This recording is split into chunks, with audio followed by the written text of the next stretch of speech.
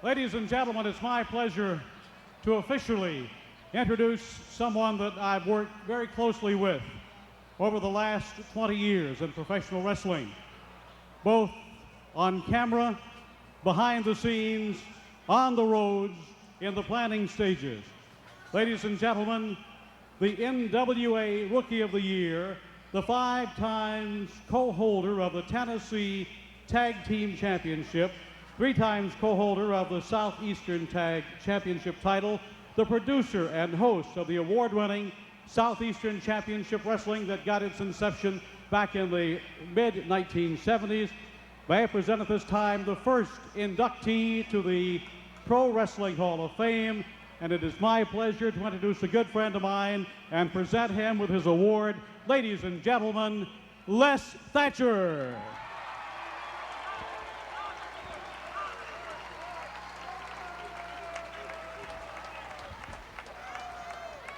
You know, normally they hand me this thing.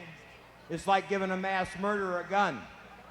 But I have thought about this evening a long time, and there's so much to say, and yet I don't know what to say except that I've wrestled in a lot of cities. I just celebrated my 34th anniversary in this business, July the 4th. And every time I cross the state line coming down from my home in Cincinnati toward this town, I feel like I'm coming home because you people have made me feel a part of what goes on here. And I just like to say thank you very much for making my career such a great one. Thank you.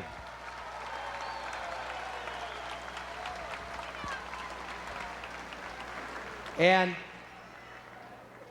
the next inductee, before I go to that, I want to take a moment to remember some people who were a big part of both the John Kazana promotion and the Southeastern Wrestling promotion who are no longer with us.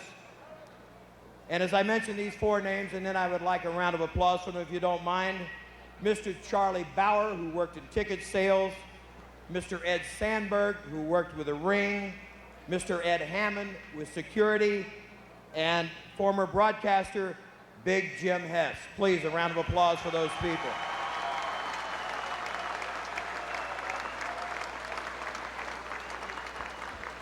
And the very second inductee is a man who I was able to teach a little bit about wrestling, and he was able to teach me a little bit, or a lot I should say, about professionalism in broadcasting. You've seen him as a newscaster and a sportsman on all the major stations here in Knoxville. And he shared the microphone with me on one of the loves of my life, Southeastern Championship Wrestling through the 70s. Please, a big round of applause for Mr. Phil Rainey.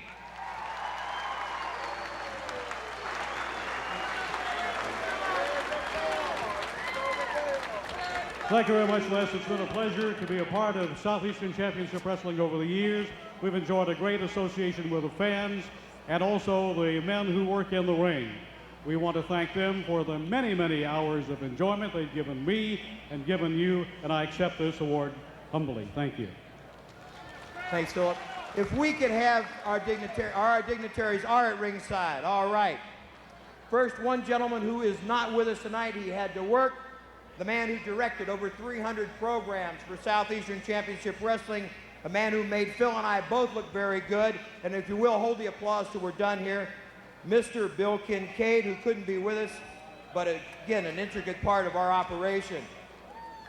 And now I'd like to introduce to you a good friend of mine for many years, a man who, along with his brother, held the NWA World Tag Team title on many occasions, and many of us feel was one of the top tag teams in professional wrestling history.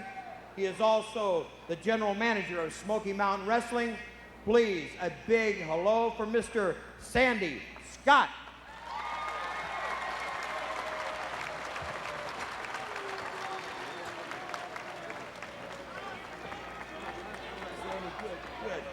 Yes, do the new you.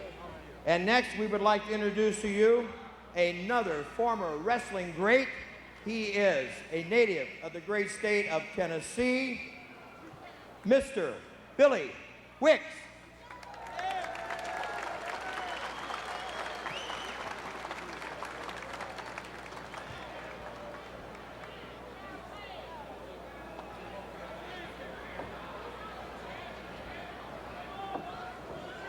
Hey, tough guy. And now, on the distaff side of our event this evening, this lady, a former wrestling champion and married to one of our inductees tonight. Please say hello to Miss Sarah Lee.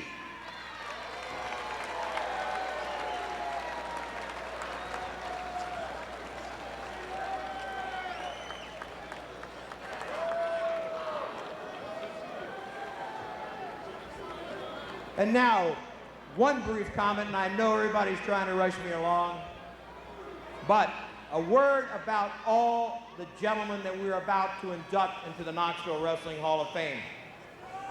Wrestling has changed over the years in some ways, and in some ways it has stayed the same. But every one of these inductees have helped pave the way and open the doors for the young wrestlers of today. And each one of these men has everything, or one thing, I should say, in common.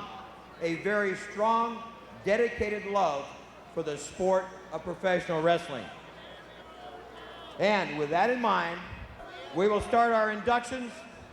And coming up from ringside, first, he was a referee with Southeastern Championship Wrestling, making his home in Chattanooga, Tennessee.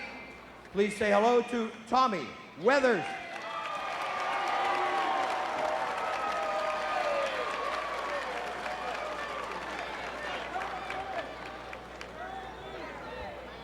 A top NWA troubleshooter referee, chief of referees for many years, and a wrestling executive I had the pleasure of working with. Please say hello to Mr. Ronnie West.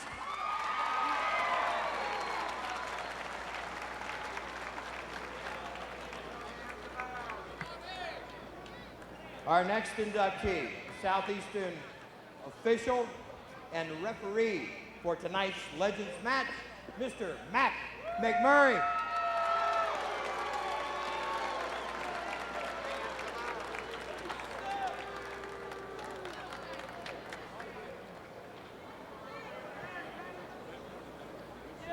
And next, former Southeastern wrestling promoter and a very, very close friend of mine, a man who I'm proud to make this presentation to, Mr.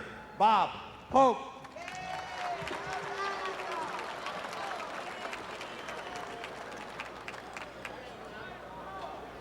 Next, this man, a member of the championship Corsican Brothers team. Say hello to a legend, Mr. Corsica Joe.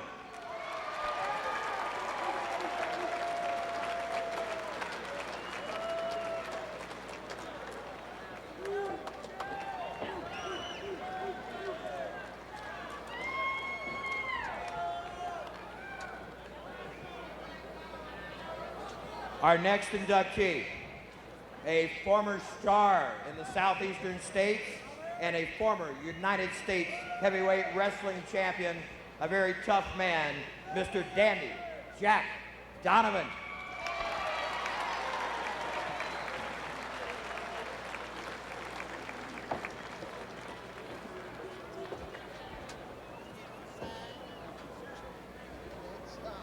This next gentleman, a native of East Tennessee and a member of many top tag teams.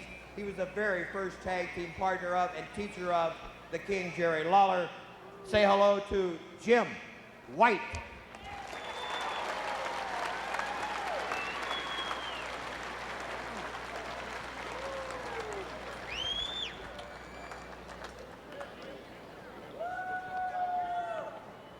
The next gentleman I'm going to introduce is accepting the award for his grandfather. This gentleman is the grandson of the former promoter and certainly a pioneer of professional wrestling here, the late John Kazana. Say hello to Joe Kazana.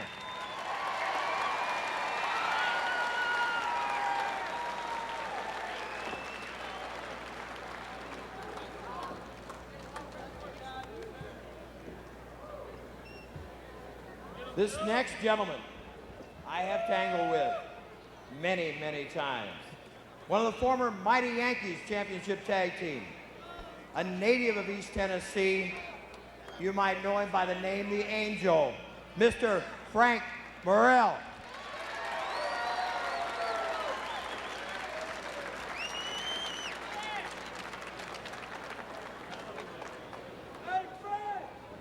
Next is a lady whose husband was a manager of extraordinary talents and managed many championship teams, and at one time managed the Wright brothers right here in this part of the country. Say hello to Miss Jody Bass, wife of the late, great Sam Bass.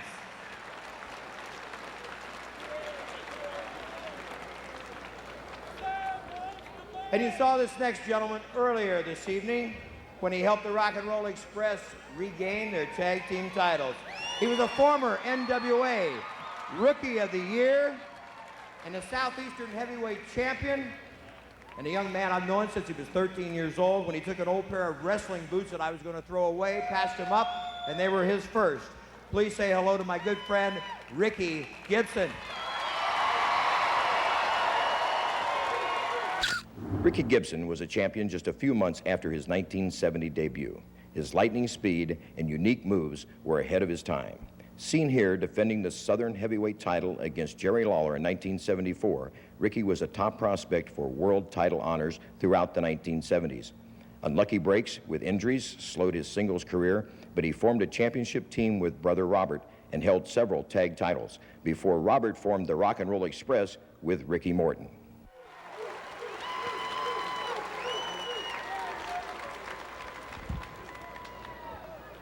13 years old. Thank you there a lot, Les. I want to thank South Smoky Mountains for inviting me here for this nomination tonight, and also like to thank the fans that have came out. I had two missions when I came here tonight. One of them was to accept this award, and the other one's to see that the rock and roll got a fair shake, and I believe we did it. Thank you.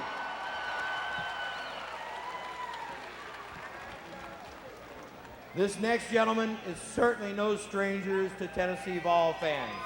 A football great, world powerlifting champion from 1985, 6, and 7, and the world's strongest man, and it's certainly a star in anyone's eyes, Mr. Doug Furness.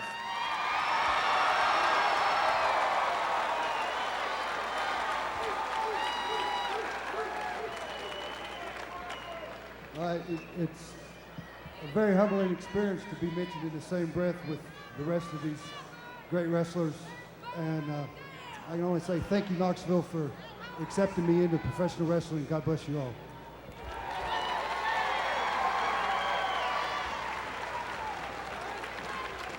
Now, two gentlemen who were supposed to be out here with us and obviously have not shown up.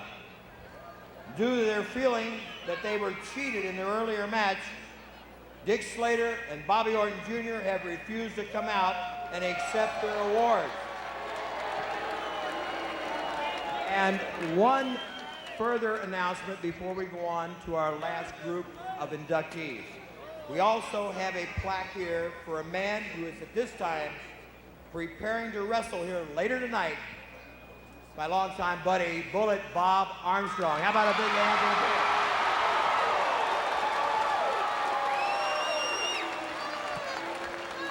And if you will, watch the runway for our final inductees. This gentleman, my former tag team partner when we held the Southeastern Tag Team Championships, former Central States champion, Mid-Atlantic champion, and the former World Junior Heavyweight title holder.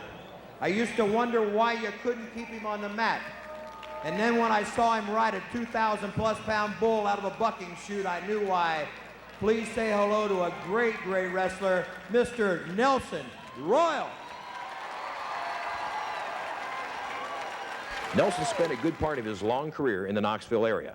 Let's take a look at a part of a profile on Nelson that aired on Knoxville TV.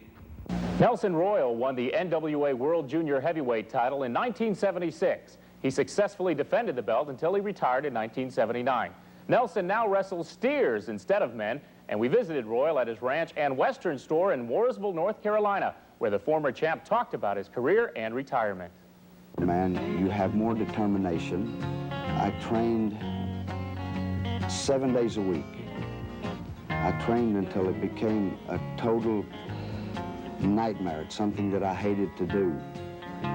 But then it all paid off. It paid off in Tulsa, Oklahoma, when I won the title. And making a transition from a world champion to a private citizen and running a business,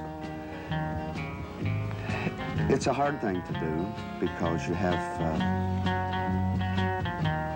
to get your mind totally geared in another direction, because the pace that you've lived and the things that you've done, you don't want to give them up because you become accustomed to the fast lane.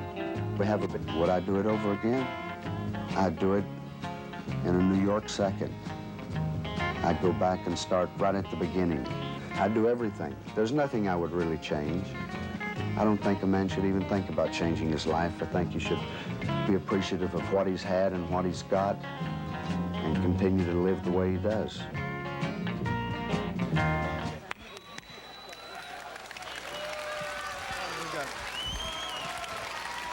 Well, ladies and gentlemen, and all the children, I got something to say. I'm really very fortunate to be in Tennessee. I still love the country, and I'm proud to be here today, and I want to thank all of you for ever making me what I am, because without you, I never would have. You're great people.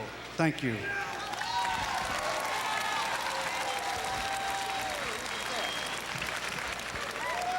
Our next inductee, I would have to call probably the most feared wrestler in the history of Knoxville.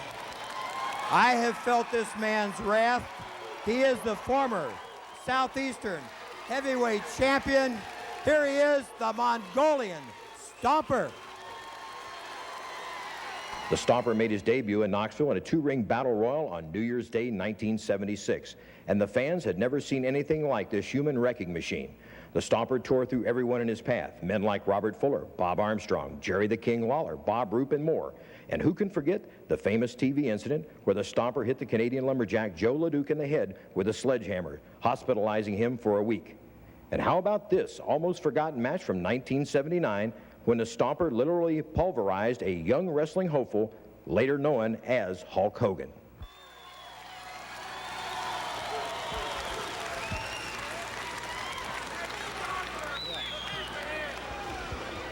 I'd just like to say that I've wrestled all over the world, and there's no other city in the world that I'd rather accept this reward, Knoxville, Tennessee, because this is my home.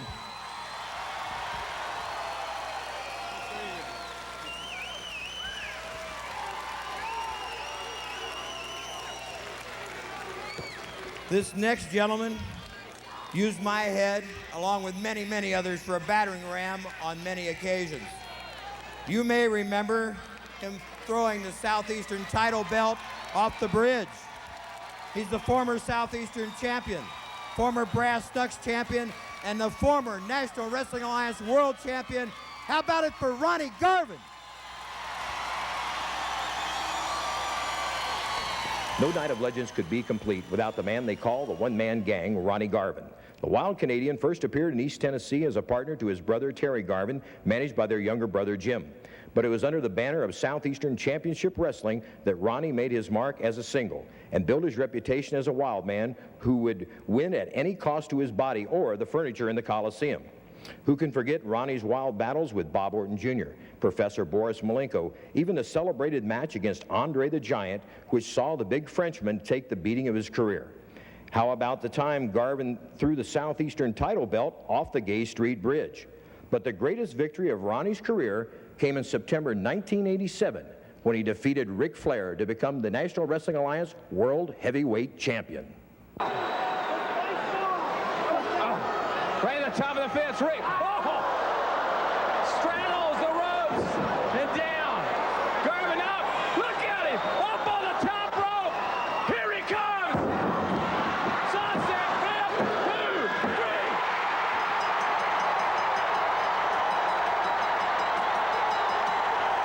He did it. He did it. Ron Garvin. He did it. Ron Garvin has just won the World Heavyweight Championship.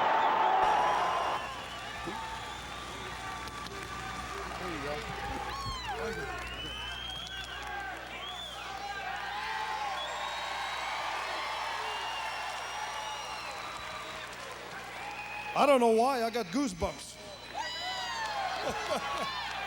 I'll tell you why. I'm going to be brief, but this has always been my favorite city.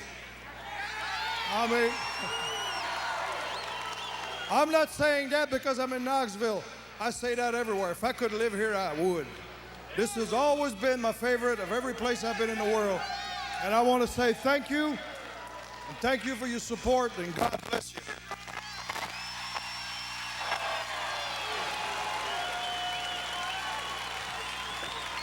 These next two gentlemen cut a wide path through the United States in the late 50s and through the 60s.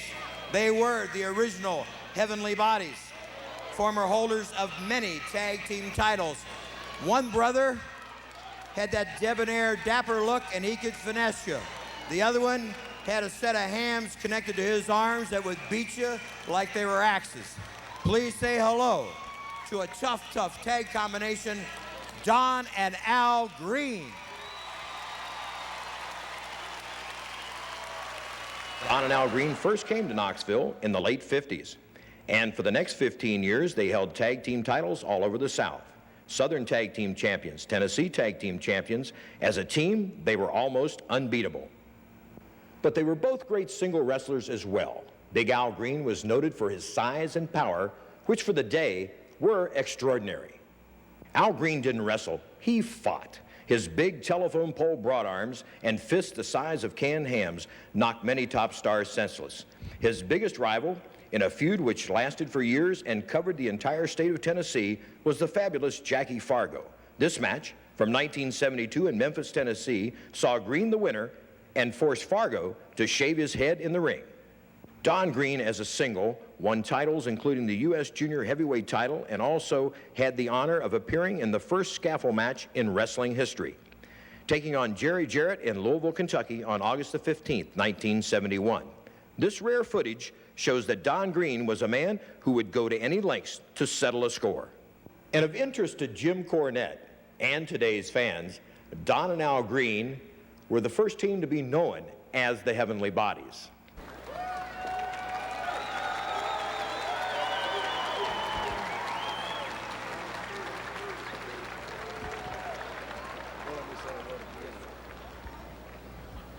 As we come in early tonight, a kid come up and he said, "Boy, y'all are old."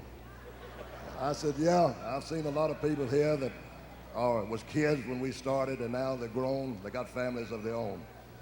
We love Knoxville, and it's one thing." Another guy said, "Y'all are has-beens." Well, I'd rather been a has-been and never been at all. Thank you.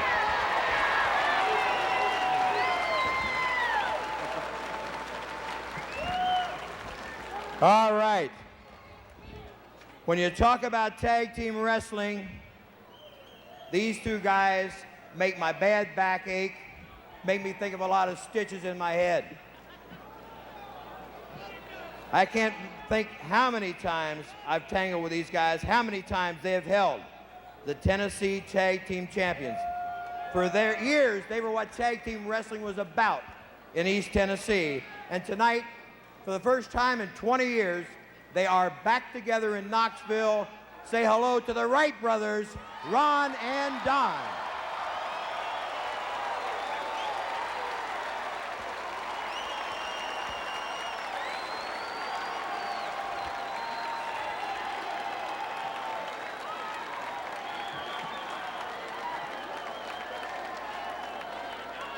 Ron and Don Wright were more than a tag team. They were an institution.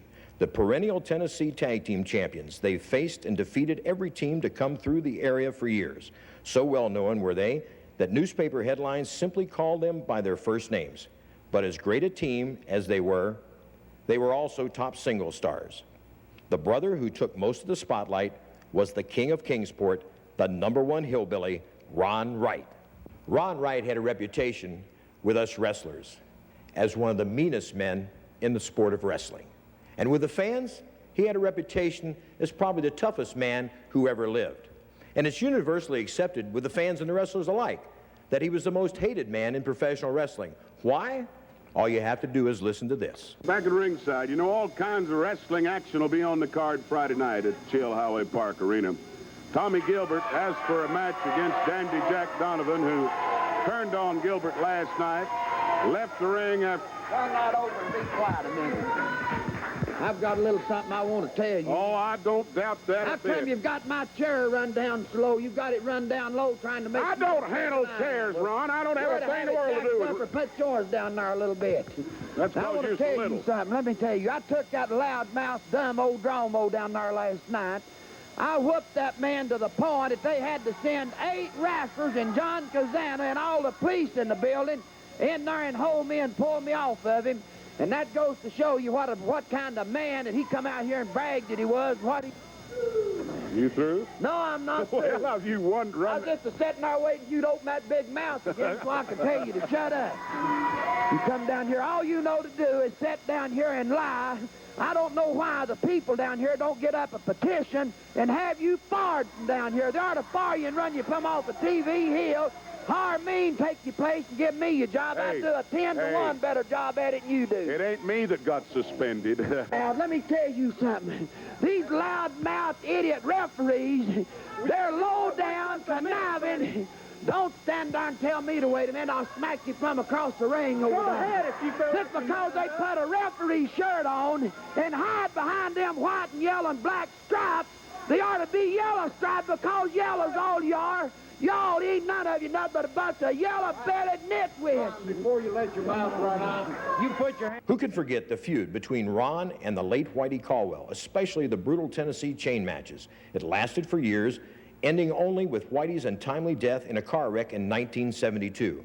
Ron's wrestling career was filled with titles, blood, record crowds, and glory, and he fought as many fans as he did wrestlers. After Ron's wrestling career was over, he became a manager, with his biggest successes coming with the team of Phil Hickerson and Dennis Condrey, the Stomper and the Dirty White Boy. On August the 5th, Ron and Don Wright, the Wright brothers, will be together in the Knoxville Civic Coliseum for the first time in 20 years.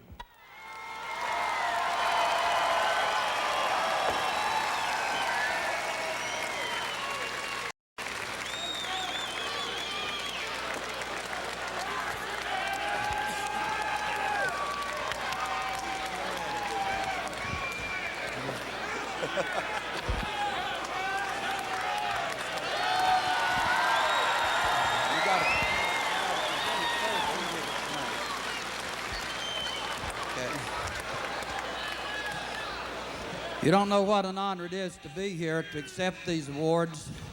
I'd like to say thanks for the years and years that I've participated in wrestling, kept the fans happy. I'd like to thank my children, Terry Brown Wright, Sherry, Terry, my younger children, Josh Wright, David Wright, Charlie and Justin, and my wife, Teresa. You've really meant a lot to me, all of you standing behind me.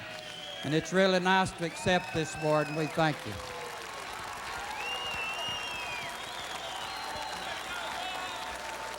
All right, now it is time to present the greatest wrestler in the history of Knoxville Award, as voted by the fans, sponsored by Spectrum Rents. It was very close. A lot of great wrestlers got a lot of votes. Even one of the gentlemen in the card tonight, Bob Armstrong, was very close. But I can tell you firsthand, this is the guy who beat you with his hands, brass knucks, chairs, and chains. He invented the Tennessee Chains match. One more time, let's bring back Ron Wright.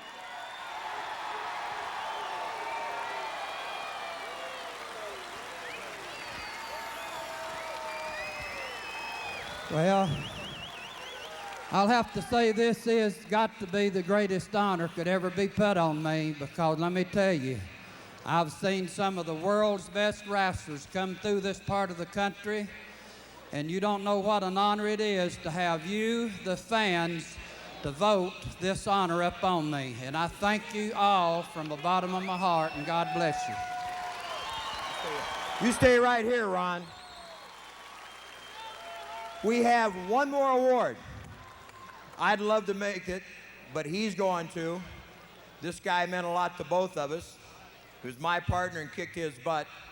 But I'm going to turn the microphone over to Ron Wright to present an award about a man who personified courage and professional wrestling in this city. Ron?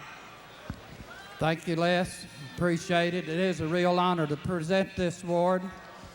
This award goes to the late Whitey Caldwell that died in an automobile accident.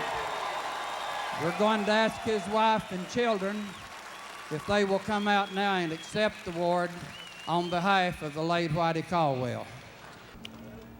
Whitey began wrestling in the mid-1950s at the Kingsport Boys Club, along with two other fellows named Ron and Don Wright, who would go on to achieve some fame themselves. The matches were held to raise money for the Boys Club. Admission was free, but concessions were sold. Promoter Mickey Barnes talked Whitey into turning pro, and he began a 16-year career that saw him become a hero to fans in Tennessee, Kentucky, Virginia, and the Carolinas. His most famous rivalry was a series of matches he wrestled against Ron Wright. Look at the main event of any card in the 60s or the early 70s, and Ron and Whitey were there. Whitey held the Tennessee tag title with almost a dozen different partners, including myself. But to the fans, Whitey stood head and shoulders above the rest. Who can forget the time that Whitey won Ron's prized Tennessee walking horse and then sold him at auction? Or the famous Tennessee chain matches? Unfortunately, there aren't many photos of Whitey around these days. He was too modest to allow them to be sold. Finally, when he did, one picture was sold at the matches, but the proceeds went to pay for a young girl's kidney operation. That was Whitey Caldwell for you, always thinking of others. In 1972, while still the Southeastern Wrestling Champion, Whitey was killed in an auto accident after a match in Morristown.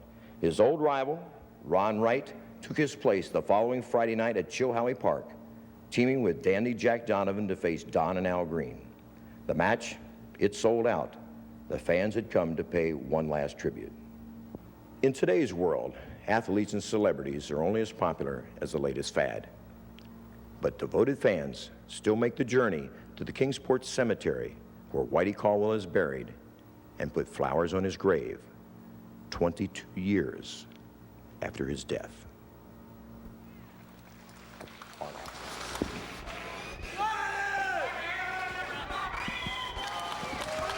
Nancy Caldwell, I'd like to present this award, electing your late husband, Whitey Caldwell, to the Hall of Fame and the Legends of Wrestling in Knoxville, Tennessee. I'd like to say one thing. I've never had as many beatings in my life that I've endured from the hands of Whitey. You don't know how it hurt me when the accident happened, but we'd like to present you with this award from the bottom of our heart, and I hope it means a whole lot to y'all. Thank you, and God bless you.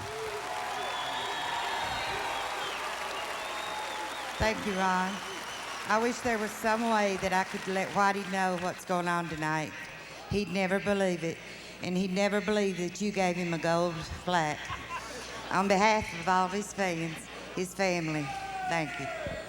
Thank you, Nancy, very much, and God bless you. Thank you, Les. It's been a pleasure, and God bless all of you, and you all have an enjoyable night. Thank you, Ron. And one last time, how about a big Knoxville send-off for all our Hall of Fame inductees? Thank you.